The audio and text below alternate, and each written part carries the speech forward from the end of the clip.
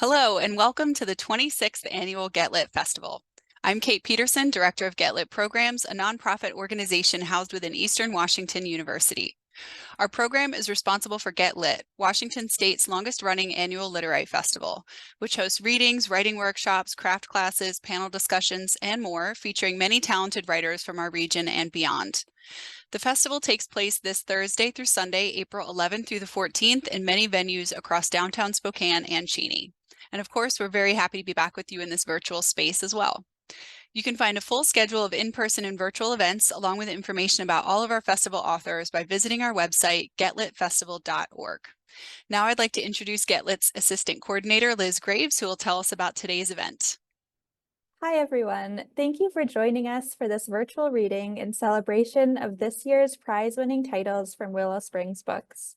We will be joined by Emma Howell Rising Poet Prize Judge and celebrated poet Emily Van Kley, and Spokane Prize Judge and award-winning fiction writer David James Poissant, who will be introducing readers Abby Lipscomb and Caitlin Curran.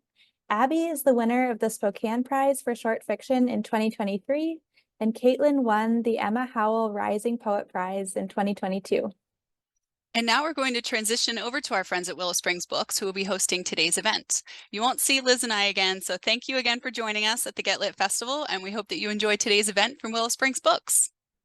Okay, hello everyone, and thank you for joining us for this remote virtual Get Lit event. My name is Freddie Betzold. I'm the managing editor for Willow Springs Books, Eastern Washington University's Fiction and Poetry Press, and today we're so pleased to be hearing from two of our wonderful authors, Caitlin Curran and Abby Lipscomb. Before we get to that, though, I just want to take a couple minutes to talk about how these two books came to be. So we'll be hearing readings from Caitlin and Abby today, both of whom wrote books we've published in the last year or so. And the main way Willow Springs determines which books we publish, which manuscripts, is we host contests each year. So every year we host the Spokane Prize for Short Fiction, as well as the Emma Howell Rising Poet Prize for poets under 35. And our readers will consider hundreds of manuscripts each year until we get down to just a few finalists, at which point we hand them over to our judge for the year, two of whom we have with us today. So before these books were published, they were seen by many pairs of eyes, all of whom saw stories and poems with a distinct voice and quality deserving of a readership. And we're just glad that they chose to publish with us. So before we get to those readings, I'll just introduce our two judges who are with us, since they'll be introducing our readers. Probably should have came prepared for that. Okay, here we go. So David James Poissant, sorry for my weird French pronunciation, Jamie. I actually don't know how you pronounce it. So David James Poissant is the author of the novel Lake Life and the story collection The Heaven of Animals, winner of the GLCA New Writers Award and a Florida Book Award. Longlisted for the Penn Robert W. Bingham Prize and a finalist for the Los Angeles Times Book Prize. His stories and essays have appeared in the American Scholar, the Atlantic Monthly, the Chicago Tribune, the New York Times, One Story, Plowshares, and the Southern Review. He also teaches at the MFA program at the University of Central Florida and lives in Orlando with his wife and daughters. And Emily Van Kley, who will be introducing the Emma Howell Prize, is a queer poet and circus artist based in Olympia, Washington. Her poetry collections are The Cold and the Rust, winner of the Lexi Rudnitsky First Book Prize, and Arrhythmia, both from Persea Book. Her work has received the Lorraine Williams Prize for Poetry, the Iowa Review Award, the Florida Review Editors Award, and has been featured in editions of Best American Poetry and Best New Poets. When she's not writing, she can be found either teaching or performing aerial acrobatics. So the way that the two meet, the readings will proceed today is that we'll first hear from David James Poissant, our judge, who selected Spatfall as the winner of the 2023 Spokane Prize for Short Fiction. We'll then hear from Abby Lipscomb, She will read from her winning collection. Emily Van Kley will then talk with us about selecting this year's winner of the Emma Howell Rising Poet Prize, The Miracle of the Setting Sun by Shirting Chim, which we hope to publish later this year.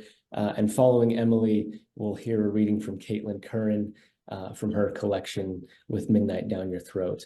And I also failed to mention before we get started that there is a live Q&A happening in the chat right now. Caitlin Curran is able to attend at the time this is premiering. So if you have any questions for Caitlin, she'll be in the chat. So Jamie, I'll turn it over to you and we'll proceed as outlined. Wonderful. Thank you so much, Freddie. Thank you for everyone who's here. Thank you for Caitlin for participating in the chat. Thank you to Eastern Washington University Press, Willow Springs Books. And for me, thank you most of all to Abby. Abby Lipscomb has written an absolutely beautiful book. It is called Spatfall. I've judged many short story contests before. This was my first time judging a book contest, and I was awfully nervous doing this. I was so worried, you know, what if all the books were good? How would I know? How would I know reading the books, which one, you know, deserved not just a prize, but to be in the world, to be published, to be able to be read? Luckily for me, the decision was a breeze. I read 7 manuscripts. From the first story of this collection to the last, I knew it was essential literary reading. These were just undeniable short stories that needed to be in the world, needed to be heard. And I'm so pleased that Abby accepted the prize, that the book is now finally in the world. The collection is called Spatfall. It's a beautiful collection.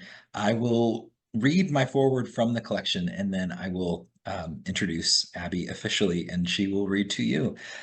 So this is a very brief foreword to the collection Spatfall, which has just been published. Every once in a while, a manuscript comes along that knocks me off my feet. Stop right there, you're saying. Off your feet, you're asking. Maybe block that cliche, you're thinking. But I won't stop, and I won't block, and I mean off my feet in the literal sense, which is to say that if you can read the first story in this collection without feeling weak in the knees, your soul might be broken. Try it. Read the title story, then read another and another. Most, if not all, of these stories should elevate your cortisol levels to a range typically reserved for endurance runners. If not, again, your soul is broken. I must first praise the weirdness of these stories, and I mean weirdness in the best way. Here, you'll find a boy who keeps a colony of praying mantises, feeds them flies, and watches them mate and murder one another. You'll find a woman who dreams of dead horses exhumed, reanimated, and running, a, quote, river of Palomino, Rhone, Black, and Bay. And you'll find a man who preserves the bones of a rattlesnake in a cookie tin on a basement shelf alongside his family's Christmas decorations.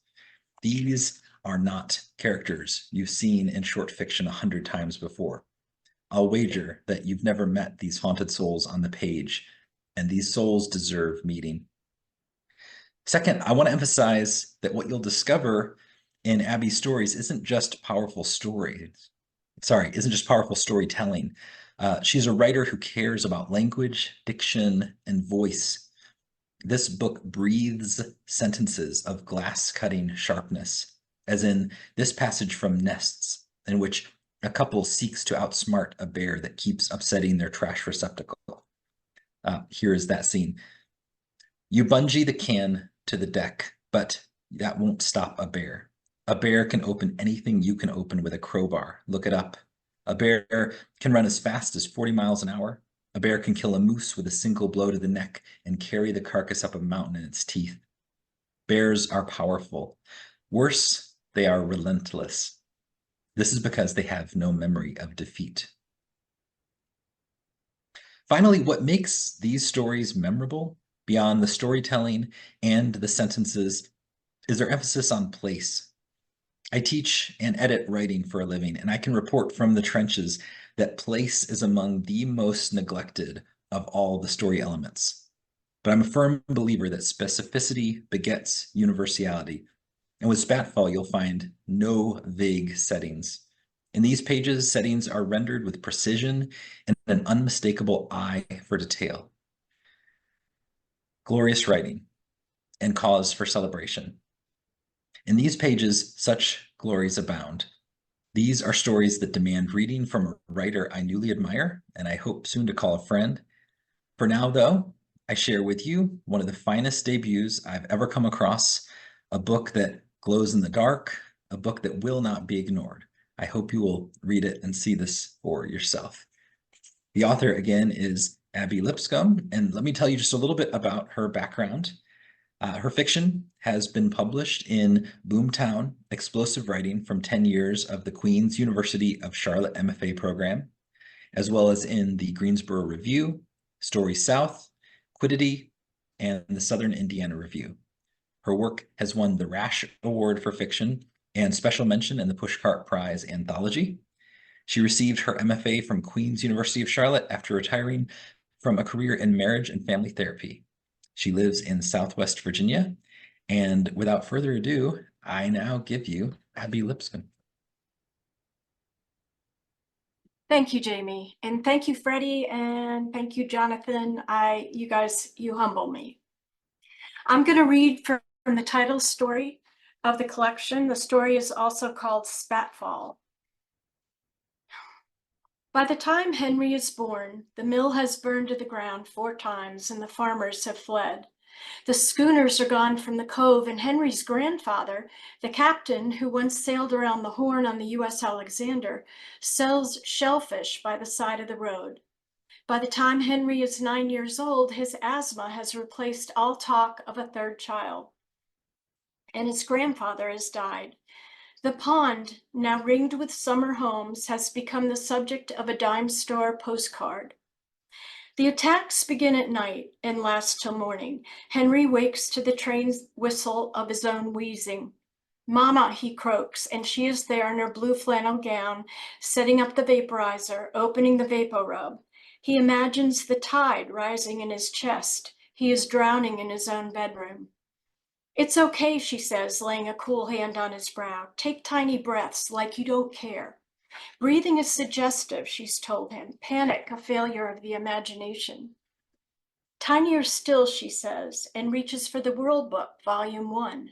There's only the one bought with green stamps from the A&P, but it has amphibians. Salamanders breathe through their skin, she reads. Tiny blood vessels lying close to the surface transport oxygen to various tissues and carry carbon monoxide back to the surface. Henry fancies himself a salamander and his chest loosens. By morning, he's back on the window seat in the kitchen, soaked in sun with his legs tucked beneath him, counting mantises, while his younger brother plays outside. His colony, 9 praying mantises if you don't count the nymphs, inhabits the potted philodendron on the windowsill. Carefully, he pries flies off the fly strip and places them on leaves for the mantises to find. He sets out jar lids of water. He counts them and he cares for them, and he's seen them mate. Seen the male leap upon the female's back only to have his head bitten off when he dismounts. Henry plans never to mate. His mother takes longer to recover, rises late and prowls about the house with a rag and a bucket searching for dust, mold, and dog hair, though she's long since banished the beagle to the backyard. It's that pond, she mutters as she scrubs. The house, a Cape Cod built with wood from the cooper shop where they made the barrels for the corn, has settled. Its cedar shakes curled, leaving gaps where the wind skids through in winter. The house, she swears, creeps an inch or 2 closer to the pond each year. How are you today? She asks Henry. Not good. Arnie died. Dust to dust, she says, wiping the oilcloth with her rag. They live longer outside. Outside is overrated, she says. She pulls a frying pan off the rack and slaps down a few strips of bacon. What about a puppy with very, very short hair? Henry says. Sorry, no. Henry grasps the mantis by its thorax and gently grazes a gauzy wing with his smallest paintbrush. Arnie was one of the oldest, one of the first to inhabit the philodendron in the window. The nymphs die all the time, but it's sadder when the adults die. He finds them rigid, eyes gone flat, still grasping the underside of a leaf. He paints them to preserve them with acrylic paints in little tubes from Klein's and 4 different size brushes, the smallest with a tip so fine he could paint a smile on a mantis's face should he want to. Refurbished, he lays them on beds of cotton in small white cardboard jewelry boxes donated by his mother. He'll paint the metathorax black onyx, the arms, now frozen in prayer, turquoise. In life, those arms snatched flies so fast he never saw them move. Henry lifts the rainbow-colored mantis before the window and hums softly, imagining himself astride, gripping upper wing stems as they soar over the meadow, above the pond, above the sound, and over Long Island to the Atlantic, where the wind whips the air clean of allergens. Rivers of light wash the bedroom wall, dazzling the father to consciousness. It's Saturday. Apogee tide, clam house. The gates will need opening to let the salt out for the oysters. He rises, pulls on khakis, a wool sweater, and canvas boots. In the kitchen, his wife stands before the GE range frying eggs, dark circles under her eyes, her pale hair lit white by the sun. Henry sits at the old oak pedestal table, humming and waving his hand in the air, dimpled tubes of paint and an untouched bowl of cereal laid out before him. Beyond the window, across the meadow, the pond winks and glitters. "What the hell is he doing?" the father says. "Let him be," had one of his nights. The father thinks wistfully of his brother's sons, scrappy, rugged boys who smell of the outdoors, boys who will set out upon the pond no matter the weather, as he and his brother used to do. Paddle leaky skiffs in summer, skate the inlets in winter. Ice roulette, they called it, because the brackish water never froze over completely and someone always fell through. "How about a boat ride today, Guy?" he says to Henry. "Dad, I can't," the boy says, placing a bug in a box. "Take Jake." His father didn't get it. Once when his mother was down with the grip, Henry had waked wheezing, stood by his father's side of the bed, rasping for ages until his father noticed him and got up. Henry had to show him where the vaporizer was kept and where to plug it in. Henry hadn't believed he'd be able to fight the panic with all the uncertainty, but eventually his father had gotten the steam going and Henry had handed him the World Book. "What's this?" his father said. "You read it," Henry gasped. "Amphibians." "How about a story instead?" This was how Henry learned that the pond had not always been a pond. "Farmer lost some cows, see," his father told him. "Found them in a salt marsh off the Long Island Sound. The land was good for farming, so he bought it. Built himself a mill with a horizontal water wheel to grind the corn. A mill needs a water wheel to power a grindstone, see? Gates to let the tide in and out. Turned the cove into a pond." This is where his father lost him, at the gates. Henry listened again when the mill burned down and later when his grandfather joined the Navy and sailed around Cape Horn. His grandfather had seen Mount Pelee erupt, sailed for days through falling ash, brought back a piece of pumice to prove it. "You come from seafaring people," his father told him as the vaporizer hissed. At the table, they start up again. Not about him and his asthma. This time it's the father's brother. "You have to talk to him," his mother says to his father. "Private business, Carol." "I walked in on them, Eb. Her and that fix-it guy. Disgusting." "I want to go to summer camp," Henry says, surprising himself. His younger brother Jake goes to scout camp every summer, returns looking taller and darker every time. One day he's going to pass Henry. "Your brother is resilient," his mother says. "Nature camp," Henry says. "Oh, honey," his mother touches his arm, "you'd be wheezing the minute you got there. Mildew, tents with musty cots. Right, Eb?" "Well," his father says, "camp. He wants to go to camp. Tell him he can't go to camp." "Some kind of indoor puppy then?" Henry says. "No, no, and no," his mother says, frowning at his father. "Let him go to the clam house with me today," his father says. Get some air." "No," she says, "absolutely not. Shellfish, water, wind, your brother's kids. Boys raised by wolves behave better than those boys. Take Jake." Henry should have a turn, the father says. The Wolf boys, his cousins, live nearby. Henry has seen them from the kitchen window, whizzing down the road on one bike, the big one pedaling, standing up, another teetering on the handlebars, the small one clinging to the back fender, hollering as the bike careened from side to side until the bike went over. They'd wrestled on the ground, rolled around like a beast with 6 arms and legs. If a boy escaped from the heat and lunged for the bike, he was dragged back into the fray. On his window seat in the kitchen, Henry held his breath. The youngest, Simon, had come to school on crutches once, a cast on his leg. His face had been very white, almost as pale as Henry's. Simon was allergic too. Henry's mother used the boy as an example of what can happen if you're not mindful of your allergens. I want to go, Henry says. He could take Arnie in his box to show Simon. Let him, Carol. You could use a break. Drop him at your mother's then. He shouldn't be outside in the wind. A few days after the pond story, Henry's father had surprised him with the pumice stone from Mount Pelée. He'd come back from the clam house on a Saturday, grin on his windburned face, and set a pale gray, pockmarked piece of rock on the table in front of Henry. See there, his father said, the pumice to prove it. Henry set it on his dresser next to the stack of mantis boxes. It was light as a feather. His grandfather could sail through falling ash because his grandfather didn't have asthma, Henry reasoned. The old man had plenty of imagination, however. He was called the captain not because he was one, but because he wore waders and a captain's cap and told sea stories at the clam house to whomever would listen.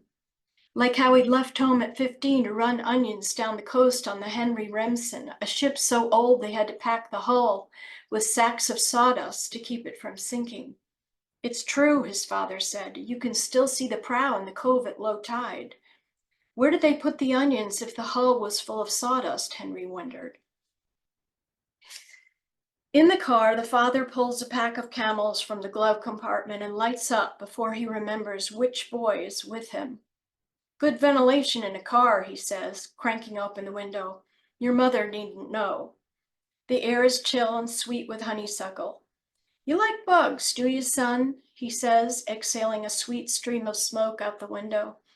The boy raises his thin shoulders and lets them fall. They're praying mantises, Mantodea. I saw you painting the one. Arnie. That's just fine, son, but wouldn't you rather be outside with your brother? I can't. Nonsense. Let's not go to Grandma's today. The boy looks out the window and sighs. The father worries. He's seen his son alone on the school playground, a thing no parent wants to see. Under the jungle gym, gesturing and talking to himself. The boy had run to him when he saw him. The young naturalist, his mother calls him, reminding the father of team choosing for backyard baseball, team captains leaving the weakest for last. All he wants is for his son to be a boy who hangs out at the clam house on a Saturday, a boy who doesn't have to find strange, lonely, constricted things to do, a boy who doesn't plant bugs, doesn't paint bugs. What he wants for himself is another thing, relief from being the only one who can make it happen. But spring has come, the willow trees are feathered with candy green fuzz, and the piles of dirty snow are gone from the side of the road. The pond will be coming alive too. The cygnets will have hatched in their nest on rocky hummock, and the oysters will have spawned.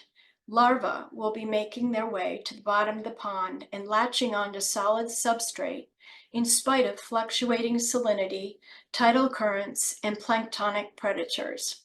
Spatfall, it's called, and it's a wonder any of them survive.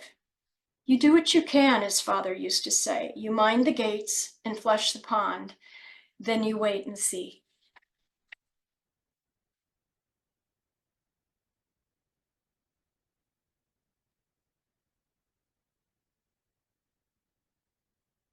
Wow, thank you, Abby. That was incredible. I'm so excited to hear your work finally. And I think that that image of Spatfall is going to be with me for quite some time. I can see why you chose it as the title for your book. Thank you. Yeah. I'm Emily Van Kley, and I think I'm next. Freddie, you'll stop me if I'm wrong.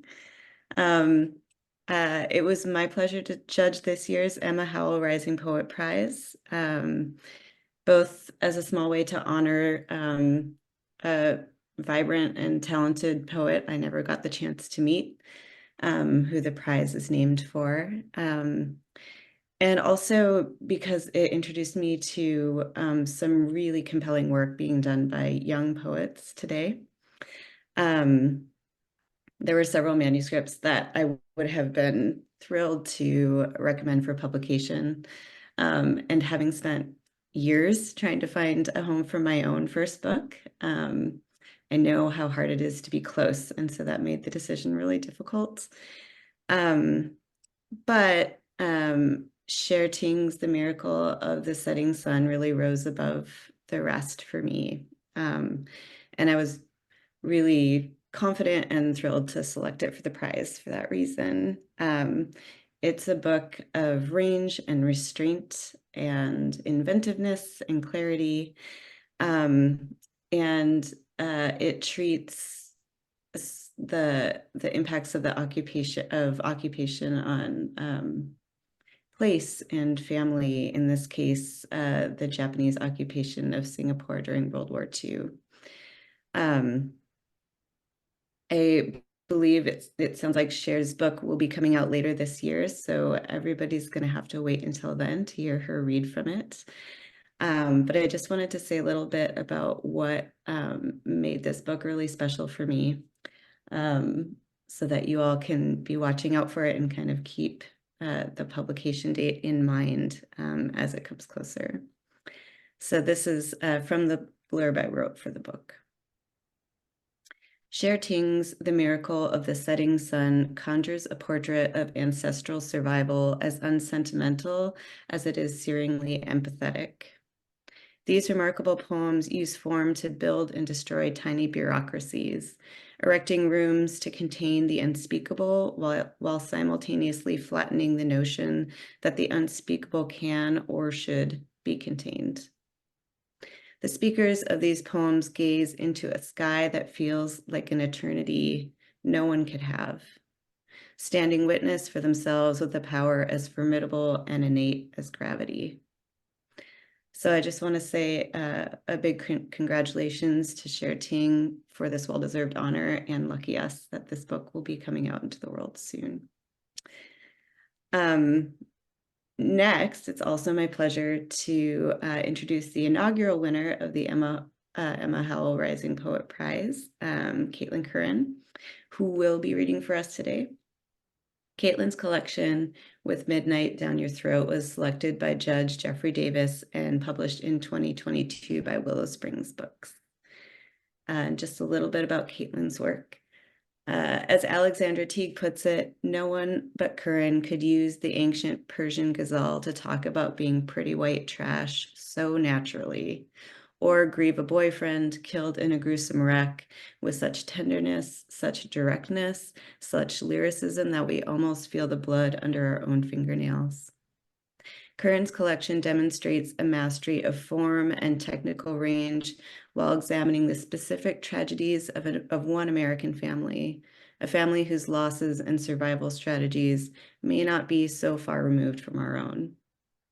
It is not the poet's job to reflect our own lives back to us, our own childhoods, our own traumas, writes Matthew Dickman, but thank God Caitlin Curran has.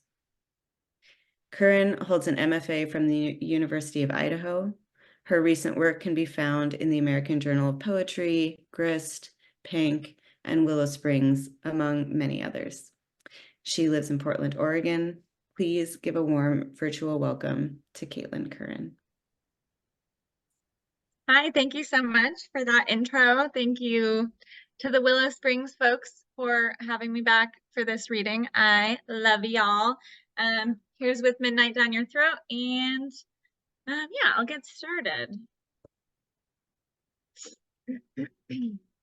Sister in recovery. As we drive to the clinic, her rage is a heavy stone, shining and valuable. She changes the lyrics of the country songs on the radio into something about chopping her ex's balls off. We always arrive only just in time. The methadone waiting thick and green in its quiet brown bottles.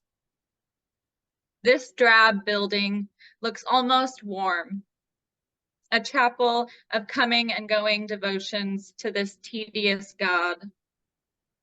Each dose, a heavy pane of stained glass, depicting a sleeping woman. And she sleeps like this for 5 years on the old blue couch, holes deep in the upholstery from letting the pet rats root around and nest.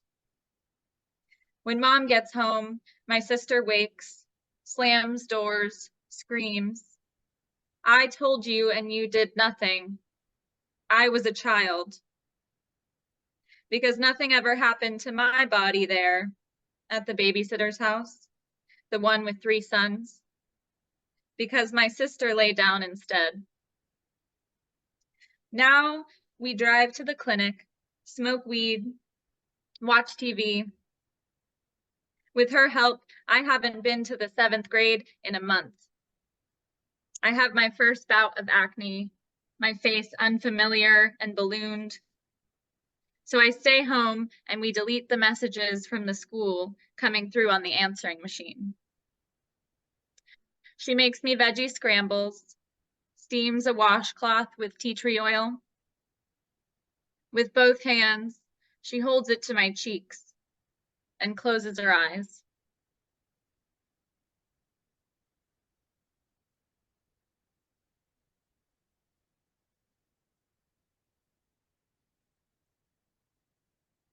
Paso Robles Sestina. By 14, I was always walking out the door late, Mom calling after, "Where are you going? Riding in cars with boys?" "Yes, Ma." Driving the dark roads toward night, sleeping on Ronnie's basement floor, drunk and skipping first period again. I get out of Saturday school again and again. Mom doesn't worry, says worry is a sin. So I'm out in the riverbank, toes sunk in the cold sand floor. The cops come and we hide in the bushes, where Lester and I first held hands. That night, they pour out every beer and let us go. Yes, they let us all drive home. We had yes etched in our throats, a chant against the lull of every dead stoplight, stealing beer from the AM/PM, kissing Lester out front of the trashed Motel 6 room, where someone breaks the mirror, leaves blood on the floor. There's a hole in every door at home, and most walls too. Yes, it's easy to walk out and go, but where? So Aaron and I shoplift from Walmart again, backpacks full. It's not an in and out job. We can stay here all night. Jordan's out on bail, goes back next week. So tonight I have most of his stash bagged up on the floor of my Civic, stuffed in a Colgate box. I run out quick. In the Albertsons parking lot, his eyes light up when I hand him the cash, so I re-up again.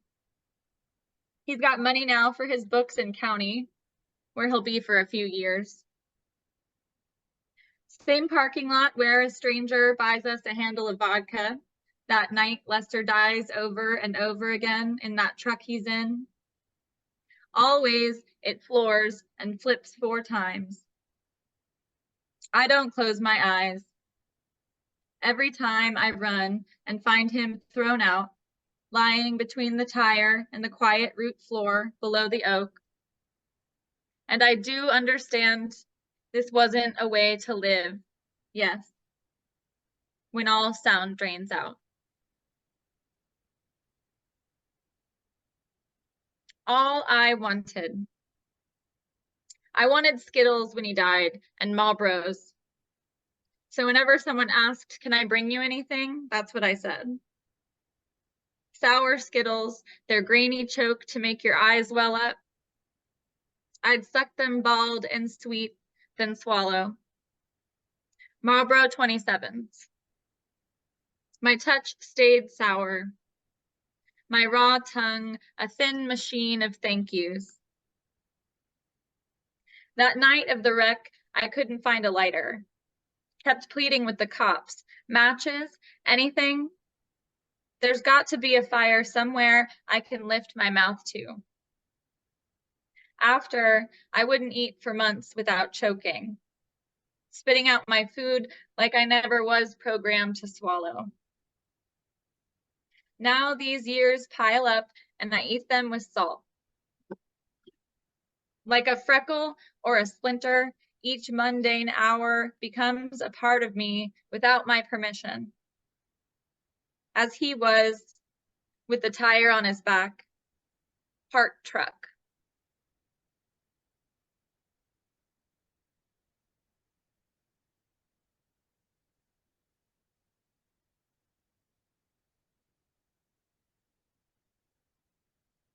Horror vacui.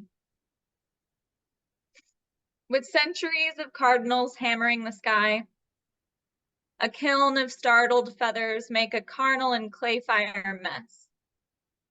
The blue shadow of the ones who disappear. This is why I cry, don't leave, stay for one more, while I kick the chair out from under you. You are anyone, standing in the shedding possibility of my body. Or maybe loss is specific. The stained glass of my sternum and this parade of occult data. What glue, what bird shit, what pinch holds these, what heat holds these pieces together? I populate my apartment with my own breath until I can float in it and the plants die. A field is never empty. It is noisy with field.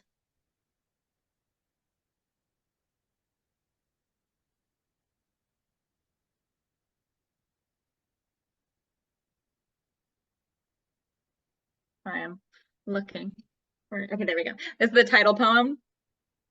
With midnight down your throat, you try to sing.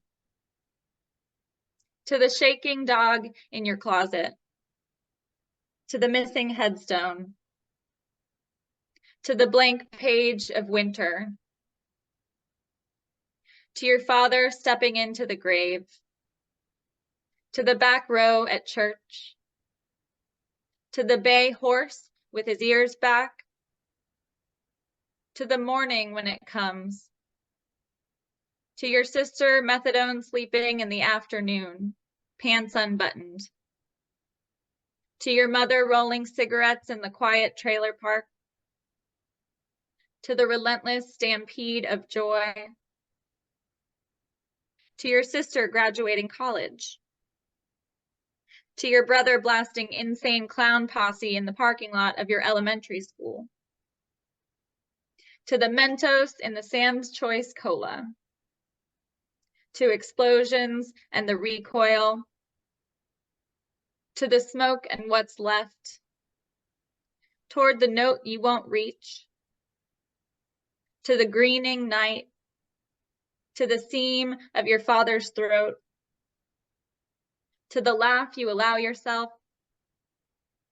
To your brother living past now. To yourself as a child. To yourself hiding in the closet. To yourself shaking with the dog.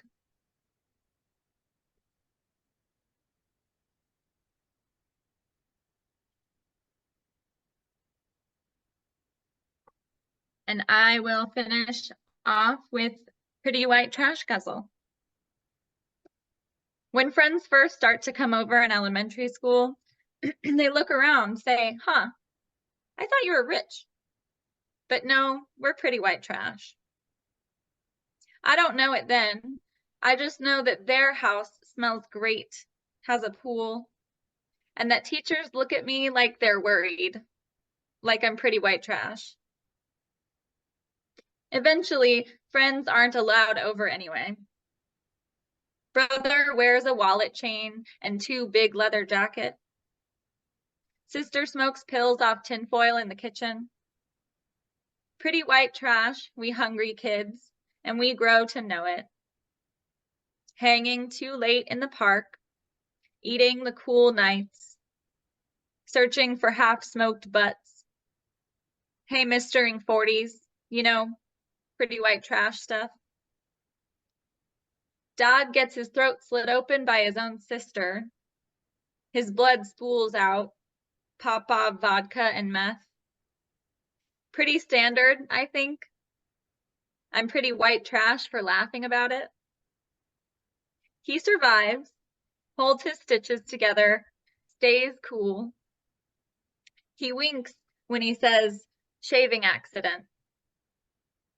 See, it's all good in pretty white trash now, where my sister breaks Dad's nose outside Big Bad Bubba's Bad to the Bone barbecue. It's dollar shots night after the fair. A Bic lighter as a fist pack protects her pretty white trash hand from breaking. Dad is so proud, he flickers. Says, Caitlin, your sister's got a mean right hook. Thank you, everybody.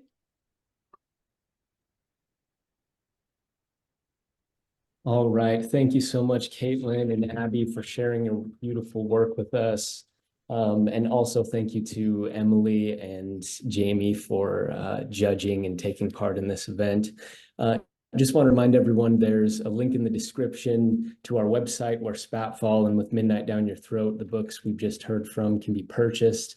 And where you can also Abby, I can't wait to order Spatfall. I'm so excited. Thank you. I was Enjoyed gonna your say, where do I get poetry. it?